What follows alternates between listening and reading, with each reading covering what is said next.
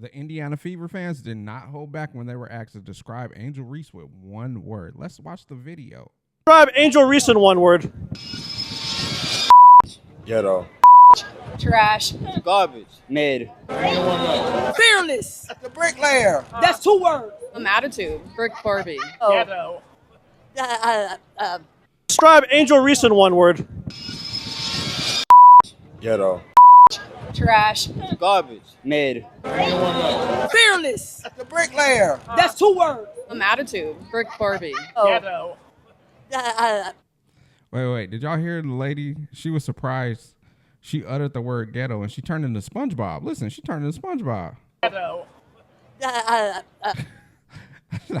Nah, I've never seen anything like that. Man, what a world we live in. The fans got to show their true colors when they were asked this.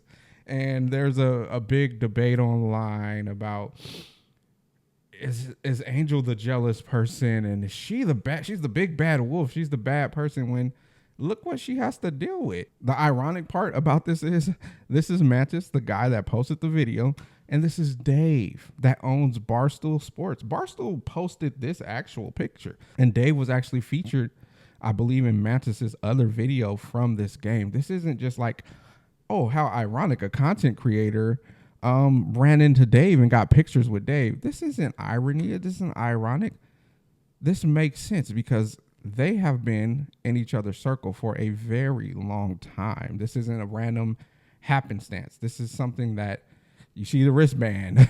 They got wristbands. They're sitting up there front and center for a reason. This is just last year. This is Mantis. There's Dave. There's Patrick Beverly, who is, his podcast is with Barstool Sports. So it's just not, this isn't an accident. These people have been in each other's circle for a very long time. And it goes back further than a year or two ago. This is how I found Mantis back a year ago. He was shooting free throws with Patrick Beverly. Patrick told a story about it and went viral. I started watching Mantis' videos because they were intriguing because he was making 100 free throws in a row with the worst shooting form you'll ever see. It was crazy.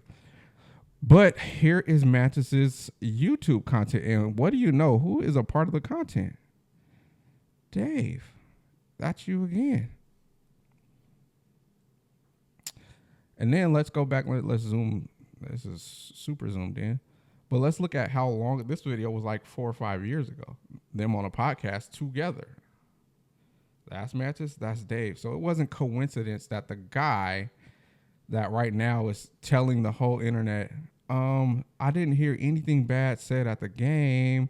I was front row, basically begging the WNBA, don't ban me. This is that same guy. And this is him with the person that made the ridiculous video that started all of this. The guy that made this video, Mantis, is the same guy that's in all these pictures with Dave because they have a relationship. You don't think Dave knew he was there? You don't think Dave knew he was making content? Absolutely. And that's why we got that first picture with them together. And again, this post is from Viva La Stool. That's a Barstool account. That's a company that Dave actually owns. And they don't just know each other. Mantis was an employee from what I did some research, and he was an employee of Dave's. So the irony of this all, and I know the first comment is going to be like, well, this is not racial driven. This has nothing to do with race. Funny enough, RG3 messed that up for you guys just yesterday or 2 days ago because he said Angel hates Caitlin Clark. She's jealous of her. It's hate. And everybody's like, well, when did she ever say that? People are like, when did she ever say that? When did she ever show that she hated her? Jealousy? Where are you getting that from? Well, you know, people like him say, she doesn't have to say the words hate. She doesn't have to say jealousy. And if we take that same theory and say these people have a racial divide or is something race driven, I'm not even saying those are my words, but if people feel like this is about race, guess what? With RG3's theory, they don't have to say the word black or I don't like her race. They just do things like they did here. And then people get to assume, just like RG3 did, that this is race driven. So that is why you get people that will jump in and say, hey, there's a little race issue going on with this. So there's a lot of comments going on around this. And again, let me go before I even jump into the comments. The person that said Brick Barbie, no problem with it. The person that said Bricklayer, no problem with it. If you don't like her game, you have a problem with her basketball game, fair play. You can call her the rebound. Nick Wright said she was glorified elite rebound or something like that. Hey, we're talking basketball, and I'm okay with it. Not saying I agree or not saying I disagree. We talking basketball. That's where I'm fine at. Keep it basketball. Bricklayer, garbage, trash. If you talking like that, okay. We're talking about how you perceive her game. When you jump to ghetto and terms like that, it's low. Like you said, it's loaded with racism. And Angel's never. What about her is ghetto? Like, where are you even getting that from? What's your definition of ghetto? She's been professional. She's been a good sport, but she's a competitor on the court. And for some reason, it's not okay to the world that she is super competitive. Kevin Garnett, basketball player, he was extremely competitive. I don't think people had to call him all these disrespectful terms instead of just saying, yo, that is a competitor. And when you're on the other side of her on the court, you're her enemy. You got a red target. She sees red. She sees blood. Like, that is what you want. Have you ever watched Ray Lewis? People act so weird when it comes to Angel, not even just when it comes to women, because the game after Angel and Caitlyn played, the next game, there was an altercation with Shakira Austin. I didn't see no uproar. It wasn't leading first take. Hope y'all happy. Y'all said discussing narratives for this young woman. And that's a good point. Like, we're still talking about a 23-year-old that just wants to play ball. She's playing ball and racking up the brand deals. That's all she's doing. Who in the world is she hurting? This guy is hilarious. And when somebody says you don't even want to know, you know they are ready to cross a line. You could have just not said anything. You saying you don't want to know my words to describe Angel. You might as well have said it, big dog. See, and this is the gaslighting that is going to happen in these comments.